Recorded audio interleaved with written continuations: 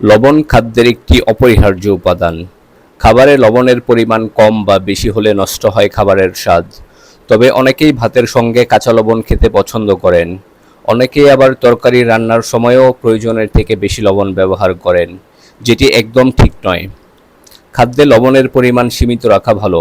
অতিরিক্ত লবণ গ্রহণ শরীরের জন্য ক্ষতিকর। অতিরিক্ত লবণের ক্ষতিকর দিক: রক্তচাপ বাড়তে শুরু করে। লবণ খাওয়ার পরিমাণ যদি কমানো না যায় তাহলে রক্তচাপ মারাত্মক বাড়তে শুরু করে। লবণ মানেই সোডিয়াম, আর এই খনিজটির মাত্রা যত বাড়ে তত পটাশিয়ামের পরিমাণ কমতে শুরু করে, যে কারণে ব্লাড ভেসেলের ওপর চাপ বাড়তে থাকে, যে কারণে রক্তচাপ বাড়তে শুরু করে। হৃদরোগ: হার্টের কর্মক্ষমতা বাড়বে না কমবে তা অনেকাংশে নির্ভর করে রক্তচাপের ওপর। রক্তচাপ বাড়লে স্বাভাবিকভাবেই হার্টের ওপর চাপ বাড়তে শুরু করে, আর এমনটি হলে স্বাভাবিকভাবেই করোনারি হার্ট ডিজিজে আক্রান্ত হওয়ার আশঙ্কা বৃদ্ধি পায়।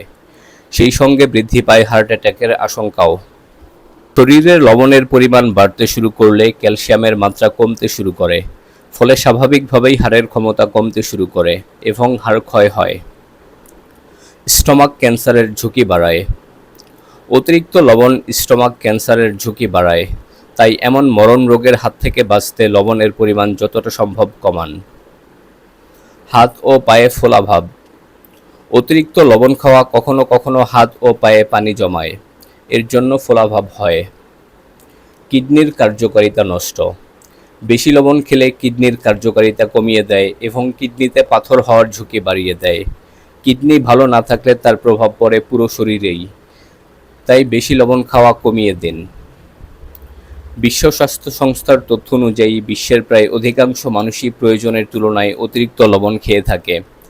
পূর্ণবয়স্ক একজন মানুষ দিনে প্রায় 12 গ্রাম লবণ গ্রহণ করে, যা নির্ধারিত মাত্রার দ্বিগুণ।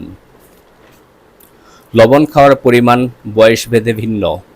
1 বছরের কম বয়সীরা দিনে 1 গ্রামের কম লবণ খেতে পারবেন।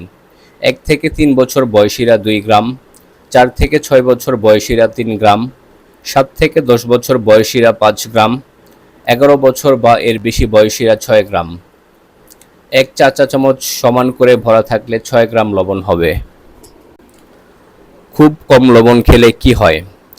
প্রেশার কমে যায়। নিম্ন রক্তচাপও শরীরের জন্য অনেক ক্ষতিকর। লবণের তীব্র ঘাটতি হলে খিঁচুনি হতে পারে ও মূর্ছা যেতে পারে।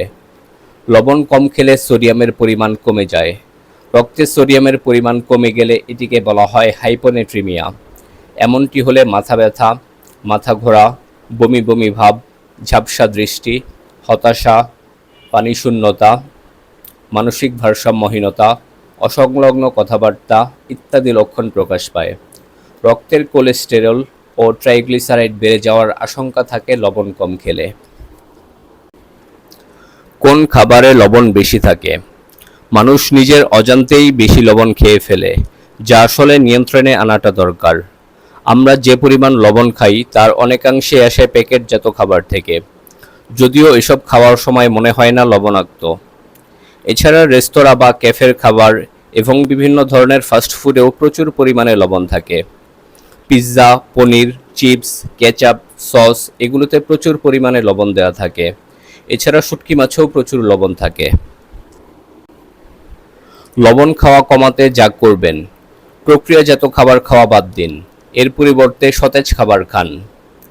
লবণ খাওয়া কমাতে চাইলে প্রথমে খাবার টেবিল থেকে লবণ সরিয়ে ফেলুন। রান্না ও খাওয়ার সময় কতটুকু লবণ ব্যবহার করবেন তার একটা সীমা ঠিক করুন। লবণ দেওয়ার আগে খাবারটি একটু টেস্ট করুন এবং স্বাদ নিয়ে দেখুন, এরপর প্রয়োজন অনুযায়ী লবণ ব্যবহার করুন। প্রক্রিয়াজাত খাবার কেনার আগে দেখুন সেখানে কী পরিমাণ লবণ দেয়া আছে। কম লবণ সমৃদ্ধ খাবার কেনার চেষ্টা করুন।